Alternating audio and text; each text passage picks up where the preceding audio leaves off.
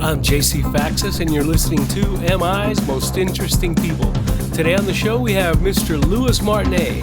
So let's get into it and find out what makes Louis one of MI's most interesting people. All right. So, man, it's great to have you on here, and I really appreciate you making the time. I was doing a little research. You know, these names might ring a bell to some people, but there was Michael Jackson, Madonna, Paul McCartney, Prince, Sting, Cyndi Lauper, and Elton John. Those were the people you beat out to get your Billboard and BMI Songwriter of the Year award. That's amazing, man. Congratulations. That's yeah. I mean, I knew that your records had done really well. I followed you for a long time. That's really a great accomplishment. So congratulations. You know, for those people who don't know, you've got your multi-platinum selling records with Exposé. You've also worked with Ricky Martin, Dead or Alive, Enrique Iglesias, Celine Dion, Company B, Jermaine Jackson, Sequal, The Cover Girls, Debbie Gibson, Vanessa Williams, The Pet Shop Boys, Jermaine Stewart, Son by Four, Elvis Crespo, and Voice in Fashion. Yeah. There's some Latin ones that a lot of people don't know about, Grupo Mania and La Máquina and, a bunch of Latin artists that I helped cross over back in the 90s and the 2000. Tell me a little bit about Louis, from the very beginning. Where were you born? What's the story there? Okay, so I'll give you a quick rundown. I was born in Cuba, moved to California when I was about 10 years old. At about 11 or 12, I started playing in bands, drums and percussion. And then I moved to Florida, and then I kept playing drums, and actually only drums. I didn't play percussions anymore.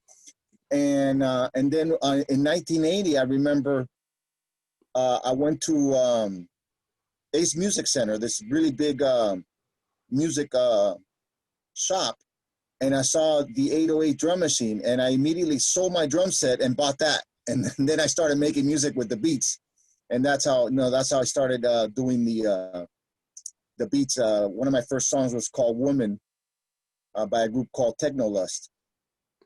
Is it still out there? Yeah, you can get it on YouTube. You can hear it on YouTube. I mean, you can get it on my. I have some CD collections on iTunes and Amazon, and it's in there in one of those collections. I call them Freestyle South Beach style. All right, I'll take a look at it, and I'll pop a link on so if people want to check it out. Great. Yeah, please. If you can't find it, let me know. I'll send you the links. But it's Freestyle South Beach styles, volume 1, 2, and 3, and then there's a mix volume that's pretty much the best of all four mixed into one long mix. Yeah. So then moved to Miami. Started doing some recordings with some friends and did Woman. And then after that, I did Point of Return. And then I did Sequal. I did Voice in Fashion. I did Paris by Air. Just started recording a bunch of artists and, did music that people liked. Thank God. Yeah. Yeah, man. I mean, for a while, everything you put on the radio had that Louis Martinee touch. You should listen to the that compilations that I told you, because it's got some stuff that was never released that I recorded back in the day, and I put it in those compilations. All right, I'll check that out.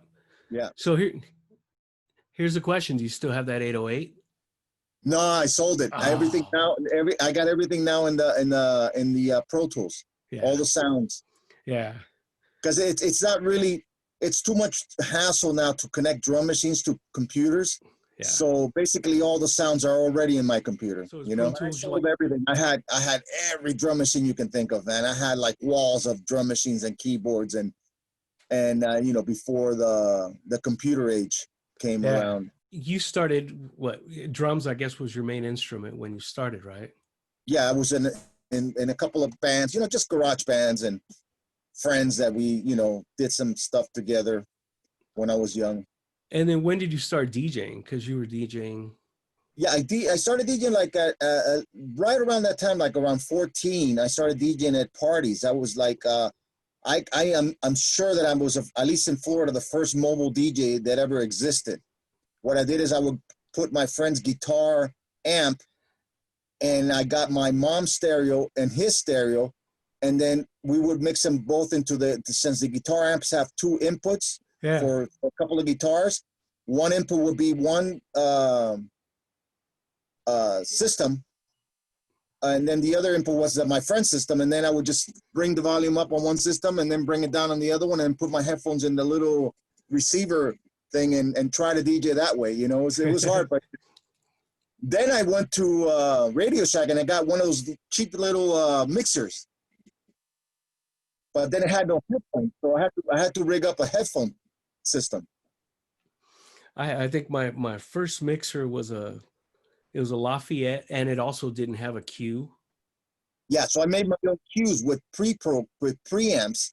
Oh, and, wow. and Y connector. So all I would do is from the turntable, I'd do a Y connector to the mixer, and then the others going to a little amp, that realistic amp, and that's where I had my headphones.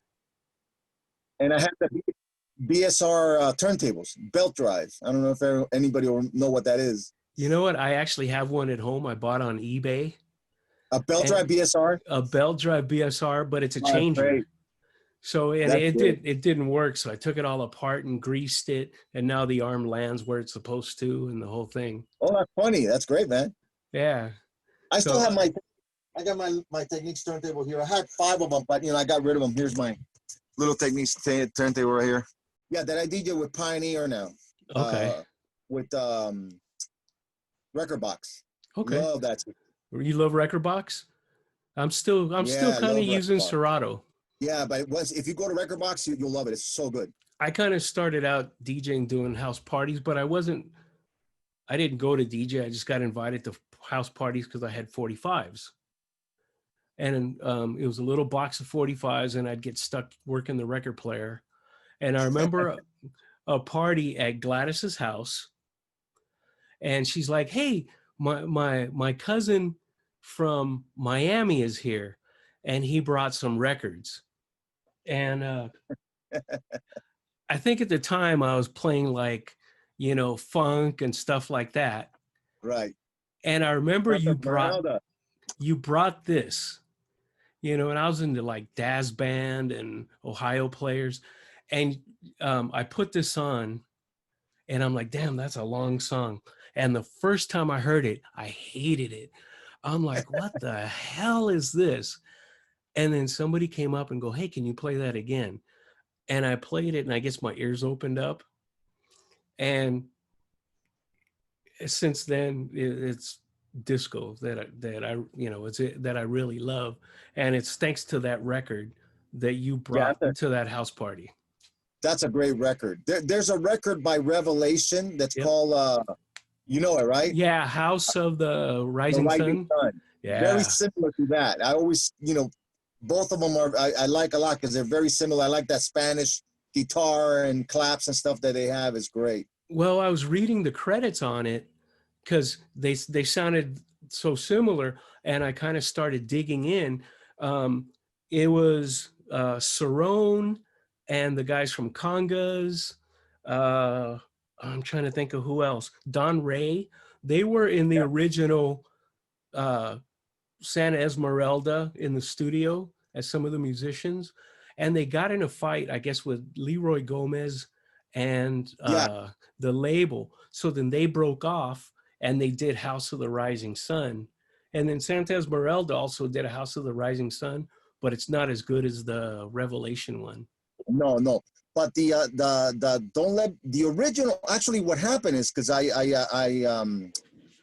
read it just to make a quick story. Leroy Gomez came to Cerrone, and just like Alec Costandinos came to Cerrone to do Love in C Minor, and it was supposed to be a joint project, but then Cerrone put his name on it alone. So that's when Alec Costandinos broke off and did Love and Kisses, I Found Love.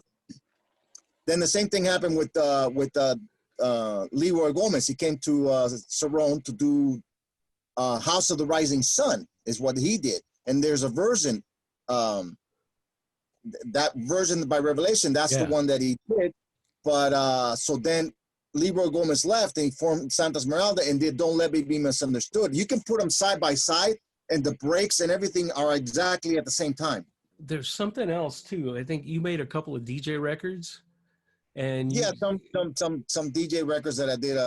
That was back in the late 70s or something.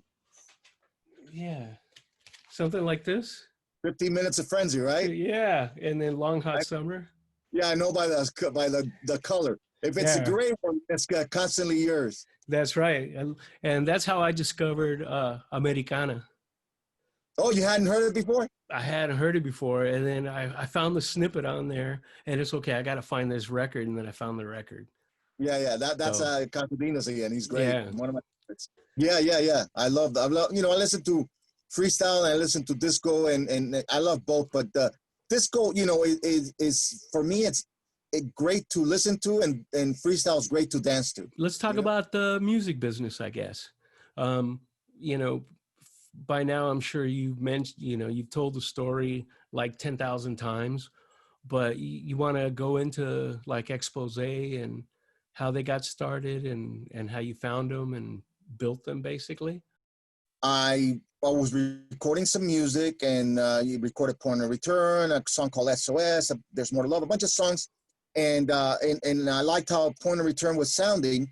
My girlfriend at the time did the what we call pilot vocals, rough, and that was Alejandra. And everybody liked it. Hey man, this song is really good. You should put it out. And I go, okay, I'm gonna put it out. Let me find a real singer so I can put it out. And I'm searching high and low for a real singer. And the funny thing is, I'm looking for a singer that sounds like Ali. And then my Frank says, hey, why don't you just put it with her? So if you're looking for somebody who sounds like her, you already got that. Put it out with her, and that's what I did. And then when it hit big, Frank's girlfriend Lori joined the group, and then I found Sandra. She was working, I think, at G Wiz or G Williker, some place there. She put her in the band, and then 2 years later exactly. Well, let me go back. We released Point of Return, and then we released Exposed to Love. And then the label was supposed to, make a decision to release the album or not. And at the last minute, they said yes. Literally, the last day of they could say yes or no. They said yes. And then the girls are having a lot of problems, and I decided, I'm not gonna say I decided to change them. And they actually themselves helped me find Jeanette, Lori and Ali. And Sandra helped me find Jeanette. She says, hey, this girl sounds just like Ali. It's going to be great. So I said, okay, great. So they went on their way to do solo careers, all of them. And I found Jeanette. A friend of mine told me, Orlando, a good friend of mine told me about Joya. And then James Slater, he told me, he's a piano player, great pianist. He told me about Ann. So I auditioned them and put them in the group. And then we did Come Go With Me, and everybody was really mad because everybody was used to seeing the first three girls, and it was really bad at the beginning. But then when Come Go With Me hit big, everybody forgot about the first three girls. It's that kind of thing. It erases the past, and then and then we continued. I had this girl named, I can't remember her name right now, that Joya got a problem with her throat, and we got, Kelly, we got in for about a year, and she did a great job. She's a great singer, saxophone player. And but then Joya was able to get back to singing, and she came back to the group. So I saw that they were trying to do a reunion, I think in February, but then I think the COVID thing hit, and yeah, but probably next year. Yeah. I kept working with Joya. We got a couple of songs that we've done that sound pretty good. When did you find out you had a #1 record? I mean, I don't know about #1, but I found out that it was a hit when when I'm driving in the car and I keep hearing it in the radio stations and stuff. And I'm like, this is like really cool. Yeah. I could imagine driving and hearing your song and going. Yeah. I want to tell everybody, hey, put down my window. That's me. That's my song. Yeah. That's awesome. Oh yeah, it gives you goosebumps, especially when I'm in the club. I'm like, since I'm not in the band, nobody knows who I am, and they put Point of Return, and people scream and throw their arms up and run to the dance floor. That's like the best feeling you have. best feeling I've ever had, you know, other than my son's birth. That's probably the best feeling I ever had. Yeah, And by the way, my son, great talent. Yeah. I have 1/3, maybe 1/4 of the talent he has. He's like a virtuoso. I mean, he plays violin, strings, bass, drums, guitars, piano, composes, writes. He's amazing. And he's got a group that you got to check out. It's called SMLE. So it's Smile without the I, SMLE. Right. Check it out on YouTube and on Spotify and all those things. Amazing stuff. All right. Like I said, when I grew up, I wish my stuff sounds like his. Right now, you've got, you know, you kind of showed me your studio a little bit. What's the one thing that you can't do without right now in the studio that, you know? No, computer. Now it's computer. I have my Mac and it's my, you know, my Mac. Yeah. And you run what, Pro Tools? Yeah, I use Pro Tools, yeah. You know, it's and you know, I've been using it so long. I mean, I started using it back in the 85, 86 when it was only 2 tracks. Yeah. You know, little by little, and it kept growing, and it, you know, and it was, you know, I always used it. I used to write with, what was it called? Opcode? Motu? Yes, Opcode. Opcode. Yes, but the program was called something else by Opcode. Thing. Yeah. Vision. Studio Vision. There you go. There you go. Man, it's been so long. Yeah, first it was Vision when it was little, and then they made it really big, and then they changed it to Studio Vision. To Studio Vision. Yeah, yeah. You worked with Clive Davis, right? Yeah. How's Clive? How was it? Great, man. He's such a knowledgeable person, you know, that he's just like amazing. He's, you know, he's like, I don't know, he's like the god of music, you know? Yeah. Yeah, I bought his book and I started reading it, and I guess did you get to my part? No, I haven't got there yet. Yeah, I got 2 pages in there. Oh, I'm gonna check it out. Yeah, I haven't got that far yet. I just bought the book a couple of weeks ago, maybe. And Dave German is the one that he flew down because his parents live here in Florida, and he flew down a summer for a few weeks, and that's when Point of Return was breaking here in Miami only, because I you know, I was only giving it to the DJs here, to the clubs here, and to the record pools here in Miami. And he comes here and it's playing on, you know, 2 or 3 stations, and he loves it. He buys the record, takes it back, and we get a call from Arista that, you know, that they want to sign it. And it was thanks to Dave German. You know, he's the dance promoter at the time. You know, if it wasn't for Dave, I mean, none of this probably would have happened, you know, because nobody would have known. I saw that there was a blurb on you, but I haven't got there yet, and I didn't want to skip ahead. I'm trying to go. Yeah, no follow along. How about advice for somebody starting out, you know? Just, you know, believe in yourself. Listen to other people. You know, everybody's got an opinion, but, you know, I mean, listen to people you trust and see if they like the songs, and, you know, and you're going to get your feelings hurt, because there's a lot like songs that I love and nobody likes. Yeah. And then there's songs that I think are okay and everybody loves. Like Point of Return, I thought was an okay song. I had other songs that I thought were better, you know, but everybody liked Point of Return. So, well, I'll put that one out. And do people still send you a lot of stuff to listen to and check out? Yeah, once in a while. Not as much as before, because now everybody just puts it on YouTube, you know, and things like that. So there's more outlets now. Yeah. Well, yeah. I want to apologize because I sent you a really bad demo a long time ago, and you were very kind, but I found it on a DAT the other day, and send it to me again. Oh no, no. I can't. Come on. Okay. You got to send it to me. I'll find it, but it was horrible. Find it. I'm listening to it cringing, and I'm like, man, I can't believe I sent this out to him. So my apologies. Oh, you know what? I'll send you my first recording that I found. It was in 70-something, and it's funny. I heard it the other day. It's just so funny. I found it in a cassette, you know, obviously. And then, oh my God, it's like, you know, like I said, I wouldn't show it to anybody, but it's funny. It's funny. What's the craziest thing that's happened to you? You know? I mean, you know, I mean, the day I'm recording in this studio called International Sound, and the guys from Miami Sound Machine, you know, Joe Galdo and the guys, they come over with Billboard, and they're making fun of me, and I don't know why, and it's because, you know, I was the #1 songwriter, and they're like, you know, they're just like having a day with this, you know. Joe Galdo's a good friend of mine, and Dermer, and all those guys. So they were busting your chops. Yeah. They're called the Jerks. That's why. Nice. If let's see, if you could work with anyone, dead or alive, who would it be? Well, you know, obviously Michael Jackson, Prince, Whitney Houston, you know, Led Zeppelin. I mean, you know, all the classics. You know, God, Jesus.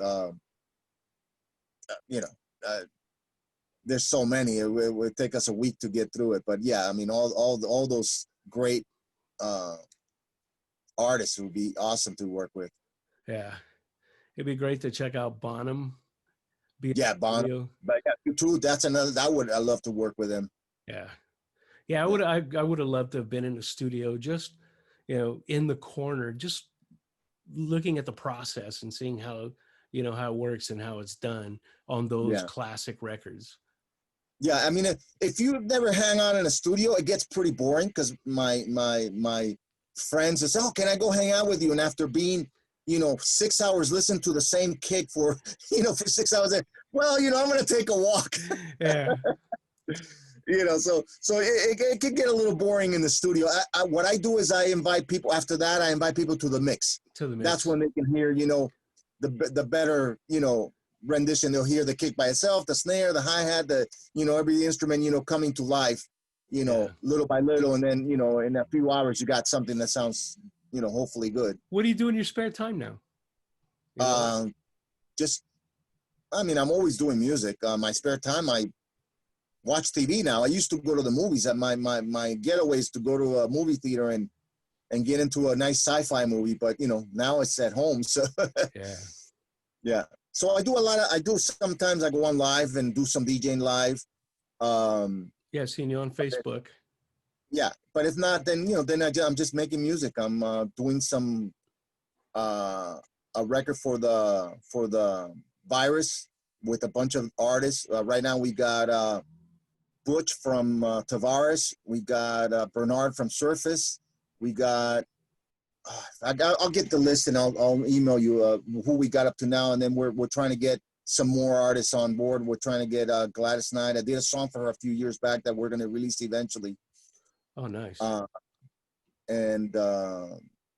Yeah, so, you know, it's coming along really good. Okay. Yeah, who should we keep an eye out? You know, who's your next release other than the COVID record? You got something else cooking? Well, I think the next thing that I'm gonna put out is it might be a record with Bernard from Surface. Okay. I think, because we got a few. So I have a small record company that I'm you know, music company. I shouldn't say record, music company that, you know, we're gonna be releasing stuff. So you know, when the first thing that sounds really great is finished, then that's what I'll pull out. You know. All right. Well, let me know, and, you know, I'll put it on blast. So thank you, man. Thank you. Yeah. What we can do now is next week I'll get you in touch with my son. That way you can do a little follow-up with him. But first listen to his music, so that way you can see, you know, you can be convinced like I am that he's incredible. All right. Yeah, I'd love to. Yeah. So the artist is called Alexis, and the song is called Starlight. All right. Here's a little cover. All right. When's that coming? Or is it out now? We were gonna put it out now, but then the pandemic hit, and so we decided to wait off. But you'll hear about that. Her name is Alexis. The song is called Starlight. I can send you a copy if you promise not to show it to anybody. Okay. Yeah. Send it to me. You know, in all your world travels, coolest place you've been? Probably Italy. I would live in Italy. Yeah. Italy's awesome. I love Italy. And China was really cool. I visited China a few years back, and I was very impressed. It's very, very historical. I went to the Great Wall, to the Summer Palace, to the Forbidden City, and that was like, you know, it's like stepping back in time. Yeah. Yeah, I've been to China. You see it in the movies, and then you see it in person. It's kind of cool, you know? Yeah. Yeah. Favorite restaurant. So say I'm going to Florida. Favorite restaurant in Florida. Then I would tell you got to go to Havana Harry's. Where's Havana Harry's? Yeah. Yeah, you know what? It's I want to kind of help restaurants out, and I like to go out to eat. So that way, if somebody's traveling, it gives them an idea of where they can go, and you know, when things get back to normal. Yeah. When things get back to normal, I'll get back to DJing at Renaissance. You know, the Renaissance. Yeah. In the Gables, and then also DJ at the Alec Casino. So that's two places where I've been. I was also DJing at Little Willie's. Is that what it's called? So we'll see if that opens up again. Hopefully, yeah, and hopefully soon. Yeah. This is crazy. I can't wait till things get back to normal.